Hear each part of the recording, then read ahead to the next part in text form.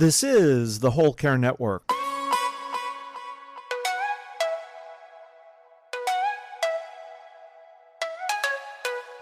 Helping you tell your story one podcast at a time. Content presented in the following podcast is for information purposes only. Views and opinions expressed in this podcast are solely those of the host and guest and may not represent the views and opinions of the Whole Care Network. Always consult with your physician for any medical advice, and always consult with your attorney for any legal advice. And thank you for listening to the Whole Care Network.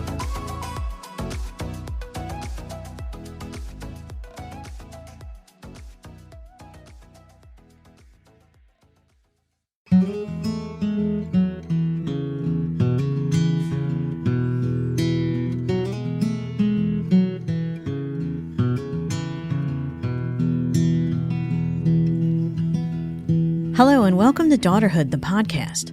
I am your host, Roseanne Corcoran, Daughterhood Circle Leader and Primary Caregiver. Daughterhood is the creation of Ann Tumlinson, who has worked on the front lines in the healthcare field for many years and has seen the multitude of challenges caregivers face. Our mission is to support and build confidence in women who are managing their parents' care. Daughterhood is what happens when we put our lives on hold to take care of our parents. We recognize this care is too much for one person to handle alone. We want to help you see your efforts are not only good enough, they are actually heroic. Our podcast goal is to bring you some insight into navigating the healthcare system, provide resources for you as a caregiver as well as for you as a person, and help you know that you don't have to endure this on your own. Join me in Daughterhood. Rebecca Dittrich is a healthcare attorney, a former corporate executive, a death doula, a Daughterhood Circle Leader, and founder and CEO of the Reprise Project. After working professionally for years on issues related to Medicare, long-term care, and senior living, her dad's catastrophic stroke in 2021 turned all of those issues deeply personal. She's since committed her career to supporting caregivers and fostering the honest, intentional conversations that help families approach aging and dying with clarity, purpose, and connection. She's a millennial caregiver who lives in San Francisco with her husband and dad, and who will enter the sandwich generation in the fall of 2025 when she welcomes a baby girl. In this episode, Becca and I dive into what it's really like to be a younger caregiver, navigating big responsibilities while your peers are living totally different lives. We talk about balancing caregiving with your own goals, building a support system, setting boundaries, having that conversation with your parents, and more. Whether you're just starting out or have been caregiving for years, we share tools and insights that apply to every stage of the journey. I hope you enjoy our conversation. We've seen a noticeable rise in younger caregivers, those in their 20s, 30s, and early 40s, who are balancing care responsibilities alongside building careers, navigating relationships, and managing major life milestones. From your experience, Becca, what are some of the most significant challenges this group is facing? And how might their needs differ from those of more traditional or older caregivers? Yeah, thanks for that question. I think caregiving at any age and at any stage is difficult, and I understand that, and I want to acknowledge that at the outset. I think it always feels unexpected, and I think it always feels hard emotionally, physically, a combination of the two. I think what is so unique about the caregiving experience for someone who's younger, someone my age, I started caregiving when I was 31, is that our lives are still very wrapped up with our parents in a way that is based on reliance in some ways, that is still sometimes based on mutual dependence, and not in the sense of, we're living in our parents' homes, at the age bracket that I'm talking about, and we're living under our parents' roofs, but, we're still heavily in the stage of having young children and looking to our parents to grandparent very actively and be involved in vacations and trips and pickups from school, and very, very actively involved with young kids' lives. For myself, when my dad had his stroke, I had just gotten engaged, and we were at the very beginning stages of wedding planning. And we had to pivot our wedding plans because there suddenly became a question of, could my dad walk me down the aisle? Mm-hmm. And would he have the strength to participate in the size and scale of a wedding, that might tax him? Sure. So I think that we're never ready to be in a reverse role with our parents at any point. But at such a young age, the caregiving experience comes so suddenly and so unexpectedly at a time when I was still picking up my phone regularly and calling my dad for work advice. And then suddenly he got hit with his stroke and he could barely speak at all. Right. Right. It's a loss.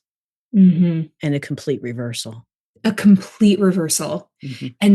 And it happens instantaneously and with no space in between, that has allowed for some kind of more natural separation, lack of interconnectedness between us as young caregivers and our parents. But instead, we suddenly go from, hey, I'm calling you up because I need this piece of advice because I'm new in my career and you're still in your career, and we're kind of back and forth on that. And instead, it's this very sudden, now I'm, in the role of caretaking for you. Right. And it must be much harder. We hear it all the time in our circles of stubborn parents and resistant parents and parents that don't want to accept help. And in this situation, you're thrown into it and you are still young. So here you are in your 30s and now you're in charge. And how do you have those conversations with your father? What's the advice for, a younger caregiver? Like, I'm trying to help you. And I realize you see me as a 15-year-old at your kitchen table, but I'm not. I'm an adult and I need to help you. How do you have that conversation? Yeah. I mean, and that speaks so distinctly to that younger caregiver dynamic where for us as younger caregivers, we haven't reached those life milestones that may make our parents see us as older, more mature, etc. Right? Right.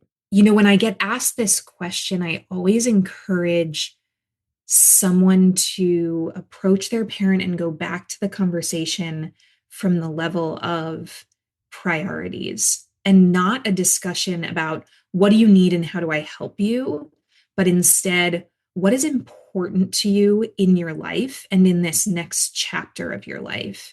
And how can I help to execute on that? And I think that really shifts the conversation. When my dad, when we were still living in New York and we knew that we needed a different living situation that would bring purpose and fulfillment to my dad's life, that would bring more ease to my life and my husband's life, I put a list together of the things that my dad loves. And I said, prioritize these for me. What is most important to you?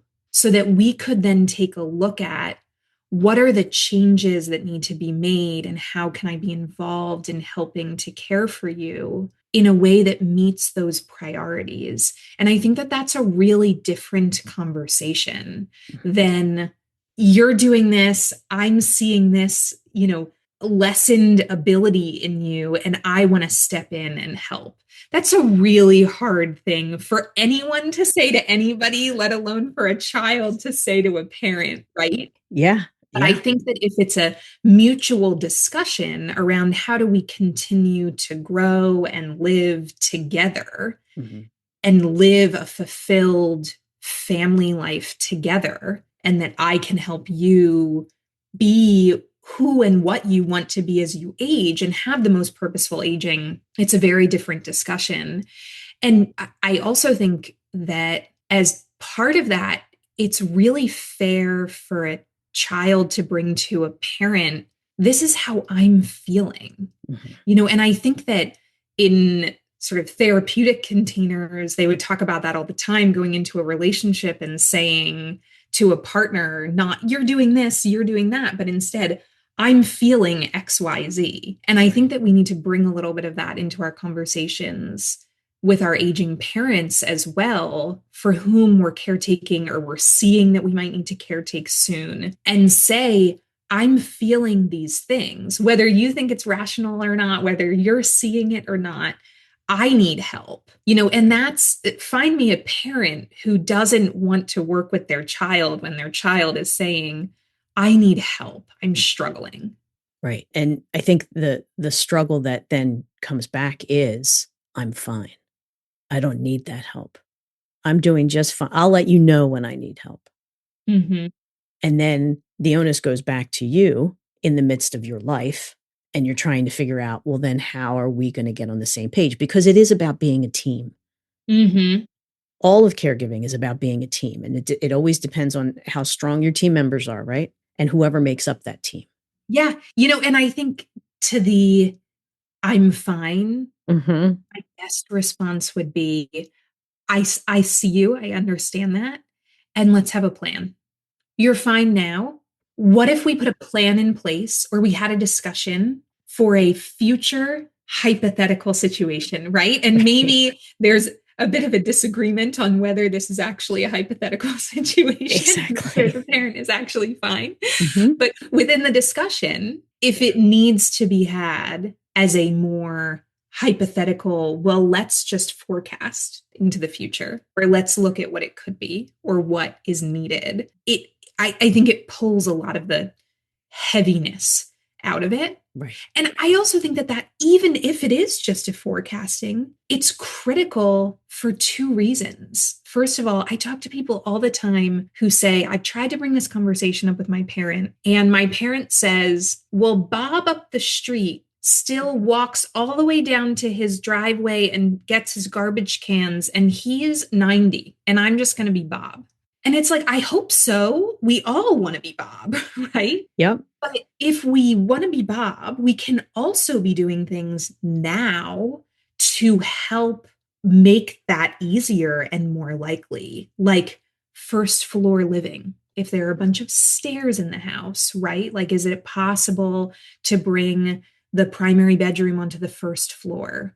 Making the bathroom safer and easier to navigate for less slips and falls. When someone is healthy is the time to do this, not when someone is in crisis. Right. And when suddenly you're trying to get a contractor in a house and it's impossible. So your parents going to a nursing home instead because they slipped and they broke something and they can't be in their house anymore. Right. At the same time, I would point anyone having a discussion like that to a situation like mine, which is my dad was what I call 74 years young.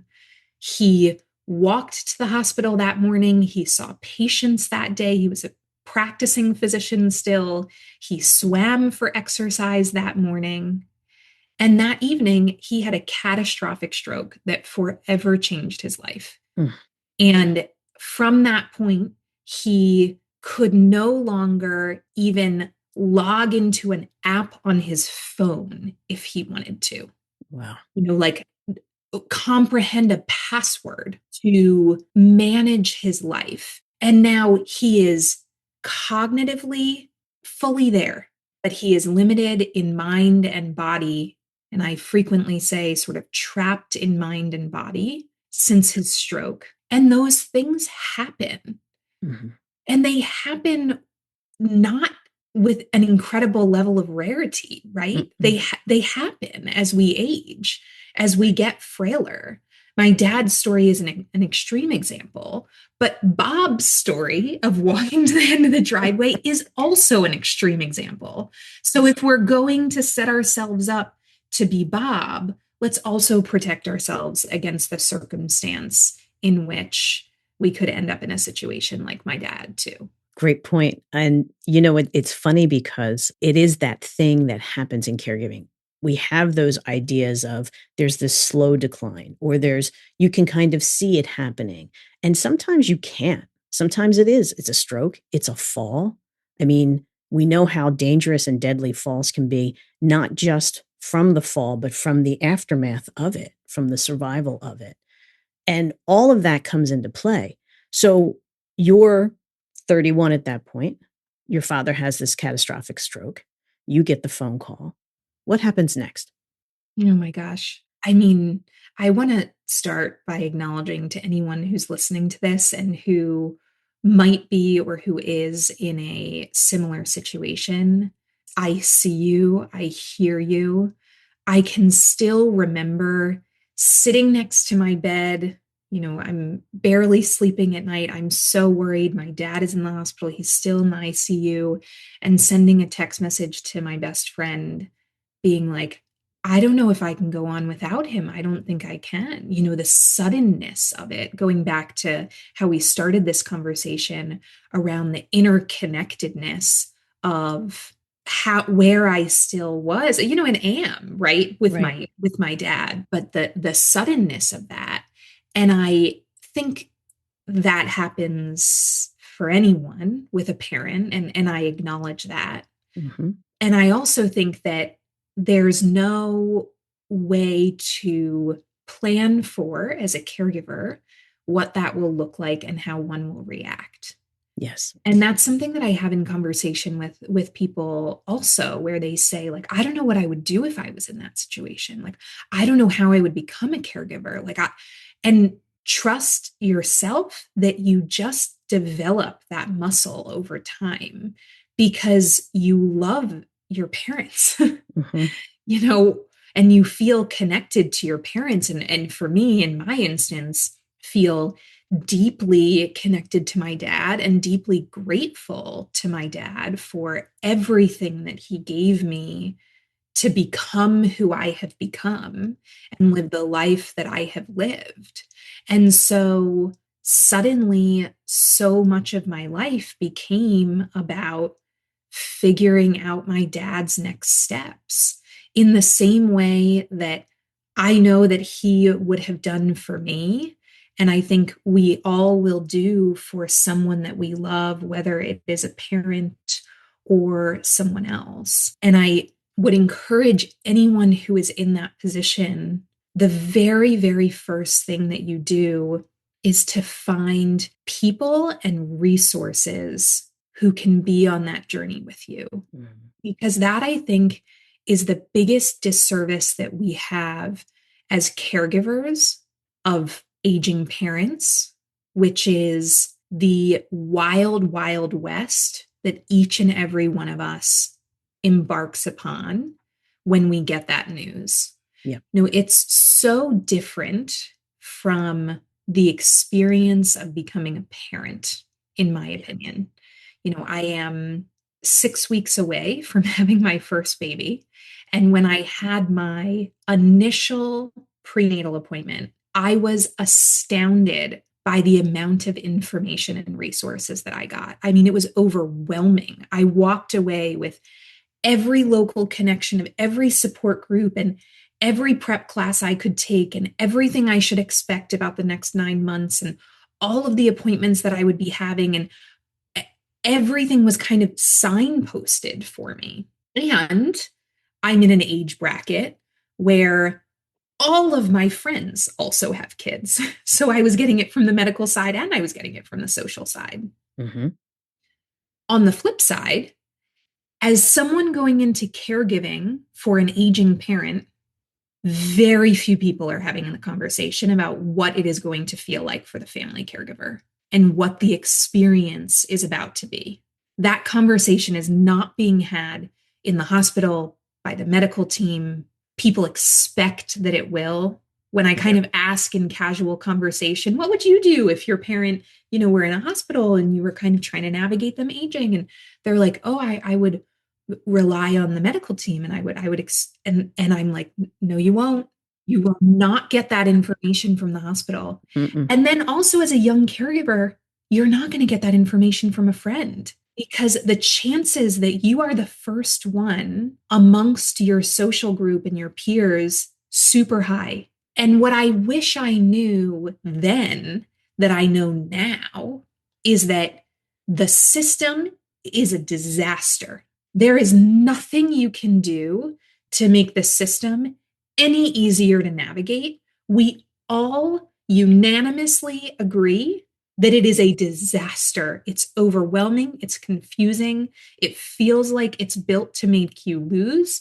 It feels like it's built to deny you the care and the support that you want for the person you're caring for. And also, there are so many resources that have popped up to help guide caregivers through that mess of a system. Daughterhood being a perfect example, right? Where our Absolutely. circles bring people together on this concept of you're not alone and bring into conversation, here are all of these ways you could navigate this that you wouldn't have thought about because you've never been in this situation before. Or other caregivers saying, I was in that situation. Here are the resources I used. And only people who have been in it can say to you, here's who you should call. Here's what you should research. Here's what you should be considering. Here's what you should be asking the medical team. Mm-hmm. But the first thing that I would do is get connected to one of those groups so that I know the right questions to ask. Totally agree. And what happens also is that then we think it's us. Well, we're not asking the right question. Well, we're not talking to the right person. Well, we're not doing the right thing. And none of that is true because none of those things exist. And that's the frustration. And that's what keeps you on that hamster wheel of it's got to be me. I'm just not figuring this out. Mm-hmm. Yes. Which makes you feel worse about yourself and worse about the fact of how you're caring. And layer on top of that, assuming that we're talking in this instance about some sort of significant moment or event that has happened in our parents' lives that has them in the hospital or has us pretty consumed with their care, it is all consuming. Yes, indeed. Those moments when my dad came out of the hospital and then any transition along the way, when he first had his stroke, when he transitioned to inpatient rehab, when he transitioned home, when he transitioned to assisted living, when he transitioned to living with me. Yep. There are so many questions, so many variables, so many permutations, so much to figure out. And it is very easy to put one's head down and plow through it because it feels like that's the only way to get it done. Right. Because on the other end of it, you have a parent who's suffering. Yes. And it's really hard to watch. And then you're suffering alongside of that. Mm-hmm. So all we want is to find solutions and get it done quickly. Mm-hmm. I remember that feeling so distinctly. And there was this moment early on after my dad's stroke where I was full of frenetic energy. Everything had to be done yesterday. And layer on top of the fact that from a stroke perspective, the medical team will make very clear to you 6 months to a year. 6 months to a year is kind of your window to reestablish neuroplasticity. So it feels like that stroke happens, the clock starts, and you just go. And you are trying to make everything that you can happen in those 6 months to a year. Mm-hmm. And my husband looked at me at one point and he was like, Beck, this is going to be a marathon, not a sprint. And I was so upset by that at the time, I was like, I am sprinting. There's so much to do. Right. I am on the clock. I am on the clock. Yeah. But you know what? He was 100% right, yep. And taking time to evaluate choices, to evaluate resources, to have conversations with people who had done it before so that I could see what shortcuts might exist, so that they could cut through all of the unnecessary research that I was going to do, mm-hmm. was really valuable. And I think over the course of my 4-year journey thus far in caregiving, one of the biggest things that I have learned for myself and had to develop is a different relationship with what's an emergency. Tell me about that. Because as a caregiver, because I love my dad so much, mm-hmm. because it is really hard to see him in the position that he's in, and because the role of caregiving and balancing work and balancing relationships and balancing all of that can feel tremendously overwhelming. Everything feels like I just want to get it done tomorrow. Right. And that is an impossible standard to set for ourselves. And it's a losing game. Yeah. And my greatest success started to come when I was able to rank and prioritize what is a want versus what is a need. And what do I have to do tomorrow versus what can actually wait a little bit. I'll give you an example. My dad, as I said previously, was very active, still very involved in his career when his stroke happened. And as part of that, finding purpose and meaning for my dad has been really difficult. And that is one of those things that keeps me up at night because it just crushes me for a man who was so dedicated to his career, really taught me that saying, if you love what you do, you never work a day in your life. Mm-hmm. To have his career taken out of his hands so suddenly has been very hard for me to sit with. And one of the things that he has expressed that he really wants to do still is teach. Mm-hmm. So for a while, I kind of made it my mission to try to figure that out. And I was contacting all of these aphasia programs at speech language pathology schools or coursework who maybe would want my dad as a guest lecturer. I was thinking through how could we create, a slide deck that could guide him? How could I get him to various schools within the New York area where he could provide this presentation? And I was running that race. I mean, I really was, because also there's this feeling that we get with an aging parent where a clock is ticking, but we don't know when the clock ends. Right. So I was also just like, I got to make this happen immediately. Right. And it was giving you so much anxiety and stress and pressure. All of those things. Mm-hmm. And then I also started to realize what it was going to mean for me to deliver on this. Mm-hmm. Because it was going to be all of those days that I was trying to take off or get out of the office to bring my dad to this, to help him do those presentations, all of the prep work. I would probably be doing the PowerPoint, right? Yeah. And all of the, anything that we were putting together to guide how he would speak or what he would say. And I came to realize how much stress and overwhelm it was putting on me and that I couldn't do it. Yeah. Not only could I not do it, but I then came to realize that my expectations were unrealistic. Mm-hmm. The most that my dad could do probably is be a one-time guest lecturer. And quite frankly, his expectations for what teaching mean for him and what he could be in terms of a demonstration of aphasia are really different and put him in a category that he's not aiming to be as a teacher. Right, they don't right. put him in the category of being a professor. They put him in the category of being an example or a demonstration. Yeah. And I had to sit with all of that.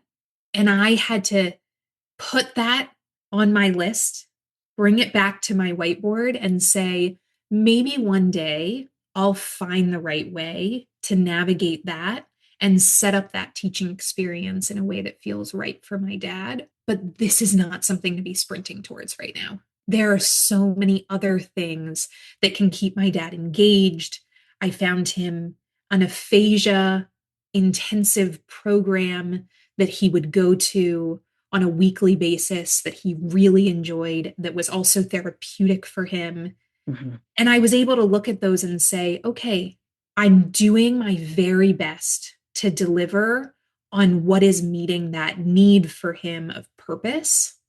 And I can't necessarily do it all. And I have to accept that within myself also, that boundaries are okay, which again is really hard when we're watching an aging parent struggle. Yeah. And someone we love struggle, and all we want to do is deliver for them.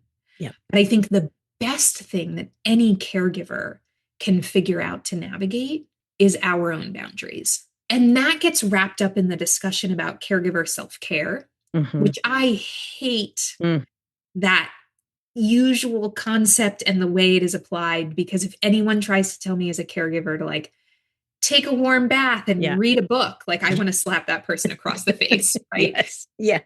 But what I do think is important caregiver self-care is related to boundaries. Absolutely. And knowing when we have a life too, that we also have to prioritize and we have to balance against the person that we're caring for. Not only because if we don't, we risk ending in burnout, but because that's the best way to preserve an ongoing dynamic with the person that we're caring for and not lose ourselves in the process. And then be able to continue to go on living our own life in the caregiving dynamic and then also after caregiving. Absolutely. You hit it right on the head. And another thing that comes to mind is the fact that those things can change, just like your boundaries. Boundaries are a work in progress. They wax and wane. They change from time to time. It's all learning. And all of these things can rearrange their positions and their importance on our charts.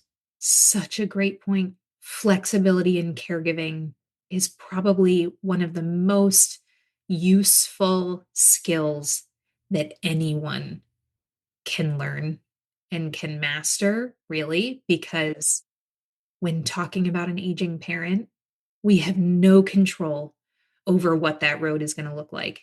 And I promise that once we get attached to one specific outcome, it's all going to change. Okay. So did you write that out? How did you look at this? Because, it's hard to be like, this is what I need to do. Do you have Post-it notes everywhere? How did you sketch this out?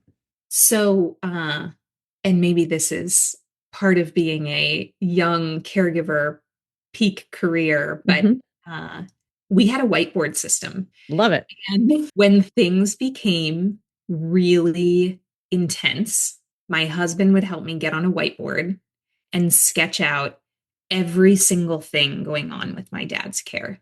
All of his doctors, appointments that needed to be made, appointments that needed to be followed up on, issues that needed to be followed up on, all of his medications, questions related to his medications, all of his social activities, support groups that I was trying to get him into, opportunities that I was trying to find for him in terms of therapeutic opportunities, social opportunities, etc. Mm-hmm.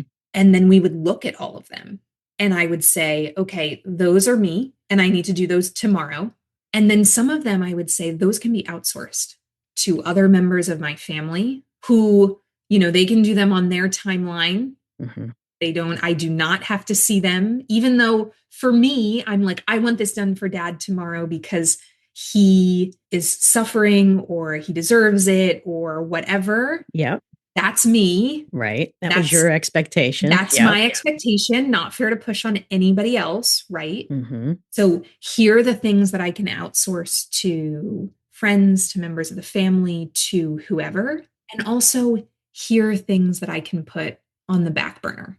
And I wish I could remember who it was who kind of popularized this, but there was someone many years ago who, in thinking about to-do lists, talked about making your to-do list and looking at the things that were on the very bottom of it and literally just crossing them out. She was like, you're never going to get to them. Wow. If they have been on your to-do list for 2 years, they're not that important. They're not happening. Yeah. You're never going to get to them. Just give yourself the mental relief of crossing them out. Right. Right. And for someone type A like myself, that literally puts my guts in knots. So, that concept being set aside, I think that it is interesting as it relates to the caregiving experience because the needs are endless.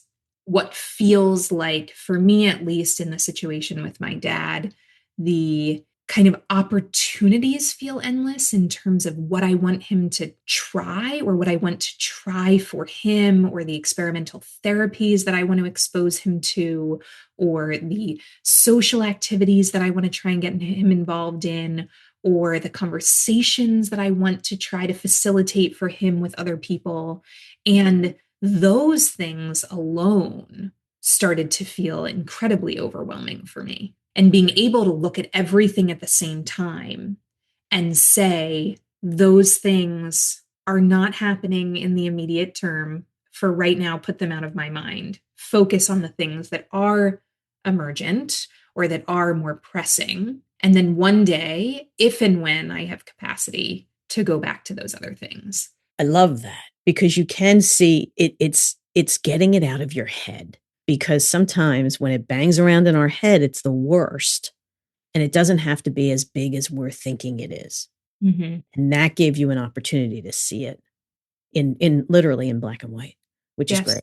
Yes. I frequently say those of us who are family caregivers become CEOs of our own operation. Absolutely. And that is what is really challenging about that whole lack of signposting, lack of support, lack of really structure around family caregiving, where, what I would compare to the parenthood track, where there's so much infrastructure in place at this point to guide people along the way, and that is lacking in the family caregiver arena.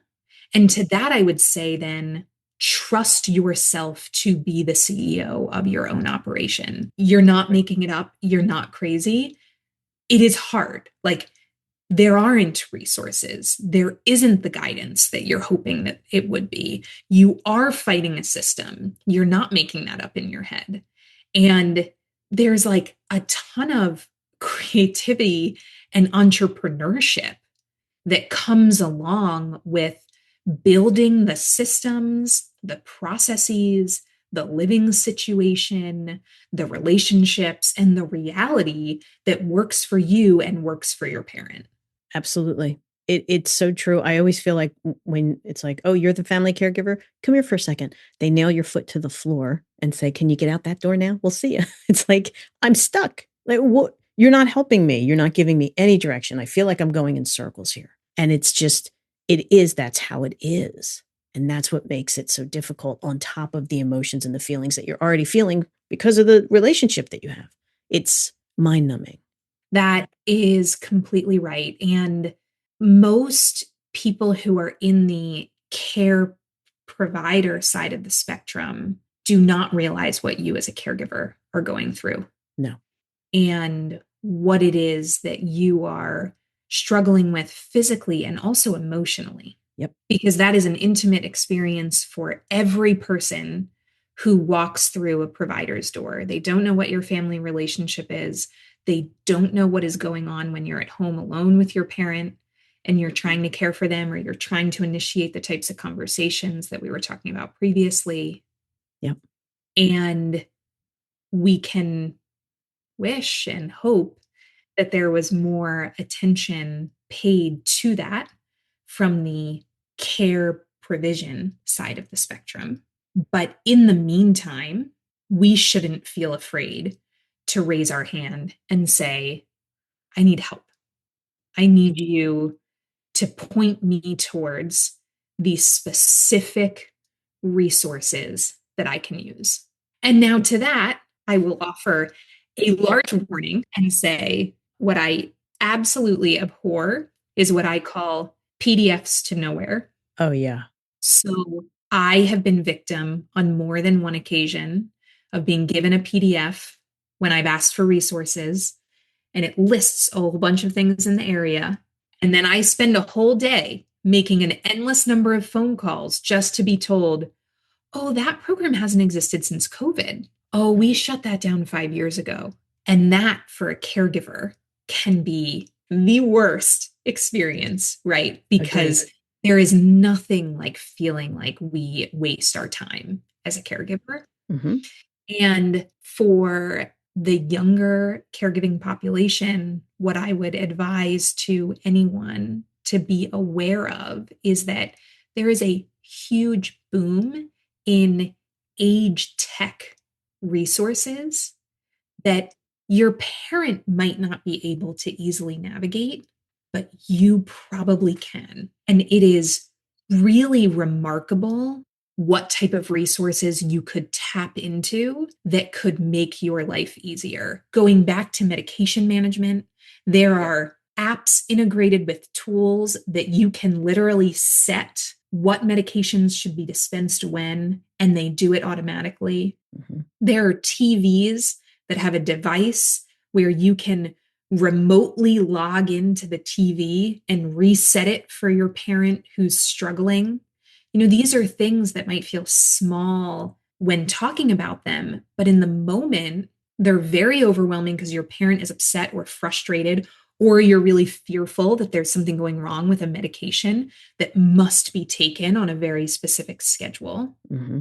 And being able to rely on these tools can turn a situation of, I'm leaving my office, I'm canceling my meetings, I'm heading right over to my parents' house to figure out what's going on, into, let me just hop on the phone real quick, or let me just check my app, and I can probably kind of dispose of this issue in 15 minutes. Yeah, that's a great point. And especially in your situation, the shock of, my life yesterday, my life was my life. And now today it's completely different. And you reference having to cancel meetings and go. How did you manage working in the midst of this? And what were you doing? Since the time that my dad had his stroke, I have been very honest and very loud about my experience with my dad and my caretaking needs for my dad, which is not always the way. And it is especially not always the way of younger caregivers who do not feel comfortable or able to reveal that they're caring for an aging parent in the workplace. In fact, AARP just came out with a Caregiving in the US report, and I believe the statistic was somewhere around 50% of people actually reveal to their employer that they're caretaking for an aging parent. Yep. And my view on that has always been that it is as unrealistic to hide from an employer that you're caring for an aging parent. If you are caring at the type of level where you are really integrated in their care, as it would be unrealistic to hide from an employer that you have young children. Because just as young children get sick and you have to leave and pick them up from daycare, or suddenly a doctor's appointment comes up and you're coming into the office late, or you have a teen who calls you in the middle of the day, and teenagers don't make phone calls. So you're definitely picking up that call regardless of whether you're in a meeting, right? Like, right. In the same way, yeah, I had to leave meetings because I got calls from my dad's assisted living facility that he had fallen. I had to cancel days of meetings because he was headed to the hospital and I was headed to the hospital with him. In the very beginning of his transition, he called me about 12 times a day just because he was confused and post-stroke can't really navigate timing. Right. And didn't know time that had elapsed and what time of day it was. But I didn't know that each time he called. Nope. It could have been an emergency. So I was picking up phone calls left and right. Mm-hmm. And it is a huge disservice to us as a caregiver to try to hide that from an employer. I don't think that it's realistic. And, to any employer, I would say there must be space to acknowledge that people are caregiving for an aging loved one, and that requires demands and flexibility on one's time. I was very fortunate that my employer was very understanding of that. Right. And also, I heard from a lot of folks that they really appreciated that I was so open about it because it made them feel more comfortable being open about their experience as well. Well, and that's part of it. It's not like you're at the water cooler, like, oh man, my mother kept me up all night. Oh, I know. I got to take my dad to PT. Like that kind of conversation doesn't happen. Mm-mm. Because of the fear of, I'm not going to get that promotion. They're going to think they can't count on me. They're going to think I'm not paying attention to my job. Like there's so much fear that's wrapped around that. So then you're hiding what you're doing, which is taking time and energy and emotion from you when you're at work where you spend most of your time. Like, it's very hard to balance that. Yes. And, I don't know if you have any advice for a working caregiver who may not be comfortable saying, hey, I'm taking care of my dad, or I'm taking care of my mom, or whatever. What can they do to try to support themselves if they can't do that? Yeah. Yeah. But for critical meetings or, obviously things that can't be missed, we all know what those are. We've all been in those situations. Right. I don't think I've ever met an employer whose perspective is not, what I care about is that you get the work done and that you get the work done well.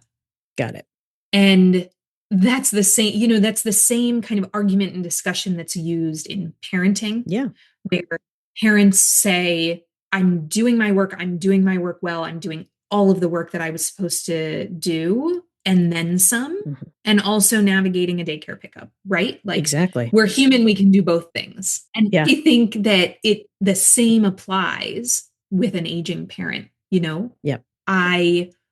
When I had to take those instances of going to the hospital instead of going to the office, or, stepping out of a meeting, then it's on me to make sure that I catch up, to make sure that no balls are dropped, to make sure that no one feels my absence, anything like that. And that's also where building relationships with colleagues around this issue can be really helpful. Maybe you're not comfortable talking to your boss, but maybe the person who sits beside you could know, so that if you had to kind of suddenly step out, take a phone call, what have you, then you can go back to that person and catch up and figure out what was missed and kind of build from there. That's not an easy dynamic to be navigating. And I understand that. No. I'm not trying to sort of placate those concerns or those challenges for anybody. I think we also are really seeing a revolution in the workplace related to caregiving. And we're seeing that on the parenting side. More and more employers acknowledge the need to support parents, to provide childcare benefits, because they know that's how you attract and retain top talent. Maybe the older adult caregiving kind of arena is 10 years behind the parenting arena, but some employers are starting to catch up also and realize that elder care benefits are really important, and flexibility related to caring for aging parents is really important. And not to put any additional responsibility on a caregiver, but the only way that we help be part of that solution is by being honest about how necessary it is. Because when I look at a statistic where only about 50% of employees are comfortable sharing with their employer that they are caring for an aging parent, then all of those employers don't necessarily know how big of a problem it is for their workforce. Right. Exactly. We have to talk about it. Well, and it's also, I've heard that some millennials, when they're dealing with doctors and any type of professionals, fear judgment and not being taken seriously. Do you have advice for anyone in those roles? You are your best advocate in those situations. And the role that I take every time I go in, or the perspective that I try to take every time that I go into an appointment, is that it's not me, it's my dad. And everything that I'm doing is in the interest of promoting my dad's health and my dad's best interest. And that can be sticky. And I acknowledge that there are a lot of young caregivers who experience not being taken seriously by healthcare providers, or not feeling like they're getting their phone calls returned. And as uncomfortable as it can be, I think we have to force providers to see how necessary it is to include us in the conversation.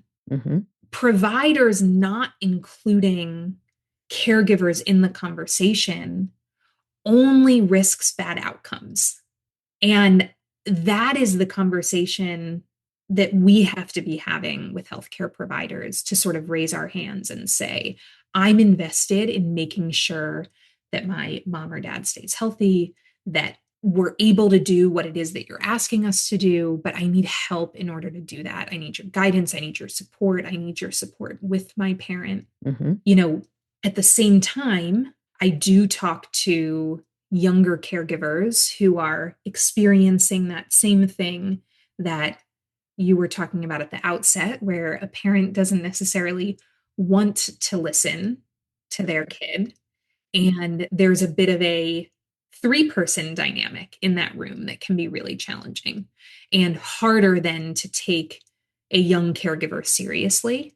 And to that, I would just sort of reflect back the importance of getting documents in place, which can be a long conversation with parents and can be a long road to kind of convince them to put these documents in place. So I would encourage any caregiver or anyone even looking at an aging parent to do them as soon as possible. And that's having a power of attorney, and that's having a healthcare proxy or a healthcare power of attorney. And that's having HIPAA authorization for the medical team to release records to you. And those things, as a parent ages, puts anyone else in a position where they actually can and are authorized to release information. And then also puts you as the caregiver in a much more powerful situation to be able to point at a piece of paperwork, even if you're working with a provider who is being difficult, and say, I have the authority here to be released this information.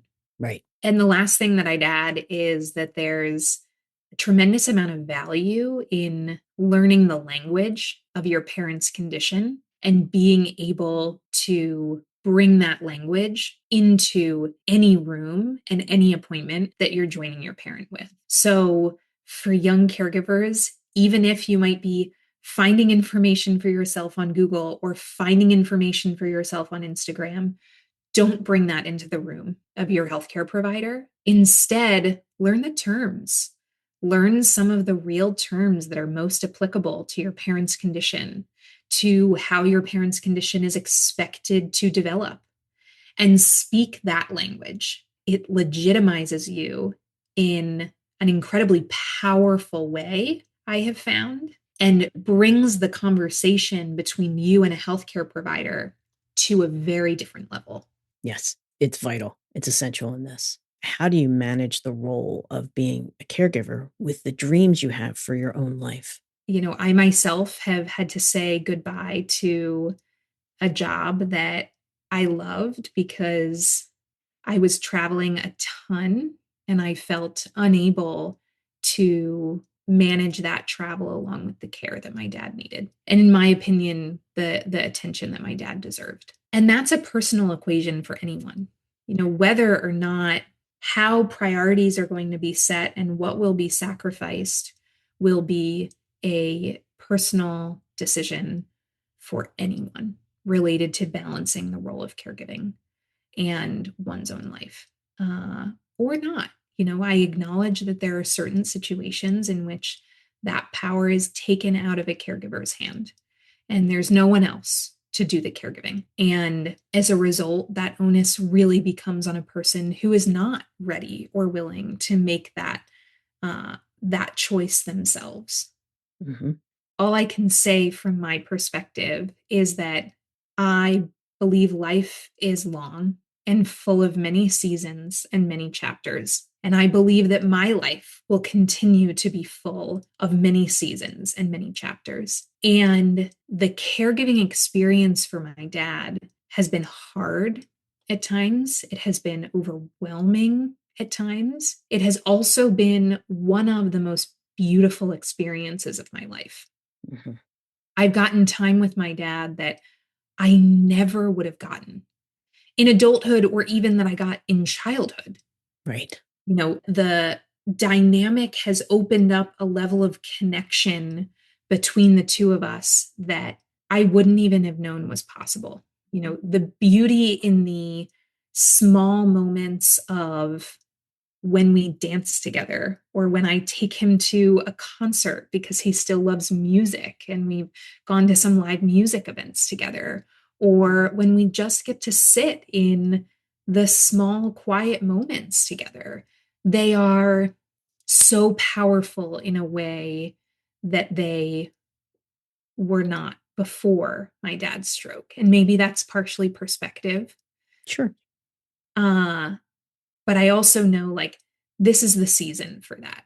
And I trust and believe that there will be plenty of other seasons for other experiences in my own life.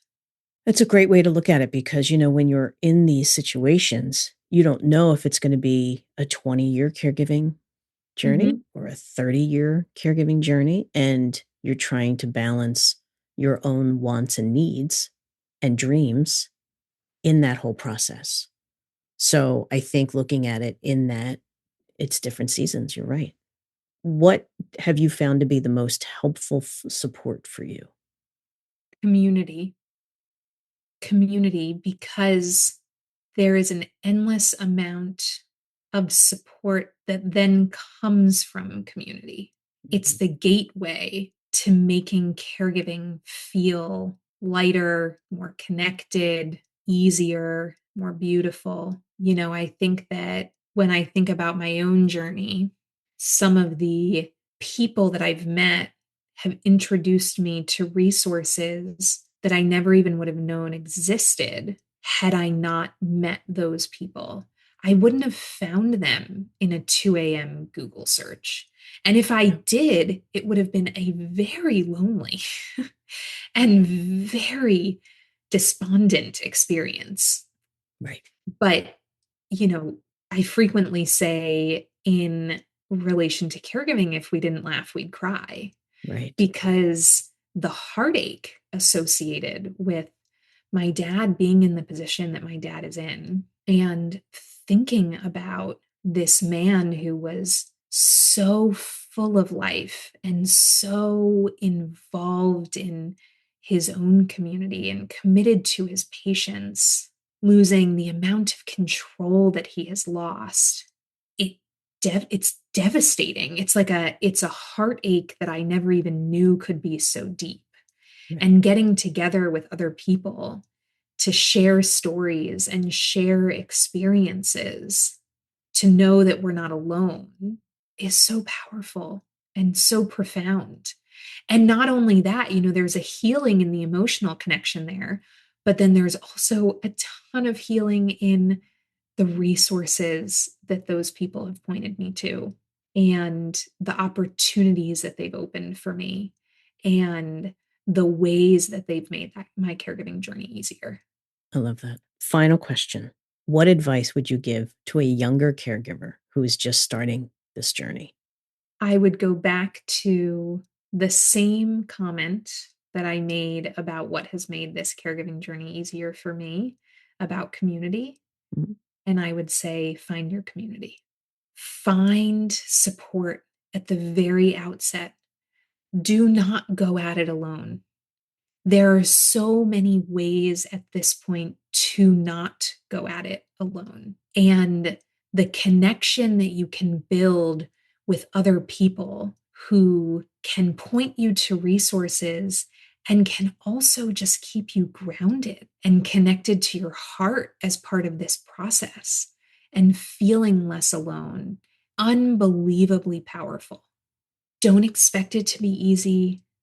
Don't expect that you're going to crack the code and find the silver bullet, and all of a sudden navigating your parents' insurance is going to be a seamless process. I promise you that what you are seeing as being a impossible system that feels like it has been set up for you to fail is the system that you're seeing, which is incredibly unfortunate and is just the reality of it. So find the people who are with you, swimming upstream in that system, laughing with you and crying with you, and making you feel like it's doable together. A big thank you to Rebecca Dittrich for being my guest today. For more information about Becca and the Reprise Project, visit her website, therepriseproject.com. I hope you enjoyed our podcast today. Head over to daughterhood.org and click on the podcast section for show notes, including the full transcript and links to any resources and information from today's episode. You can find, subscribe, and review us on Apple Podcasts or anywhere you listen to your podcasts. You can also connect with us on Facebook and Instagram at Daughterhood. There you can discover our various circles and subscribe to our newsletter for updates. Feel free to message me on any of these sites and let me know what issues you may be facing and would like to hear more about. Or even if you just want to say hi, I'd love to hear from you. Also, a very special thank you to Susan Rowe for our theme music, the instrumental version of her beautiful song, Mama's Eyes, from her album, Lessons in Love. I hope you found what you were looking for today. Information, inspiration, or even just a little company. This is Roseanne Corcoran. I hope you'll join me next time in Daughterhood.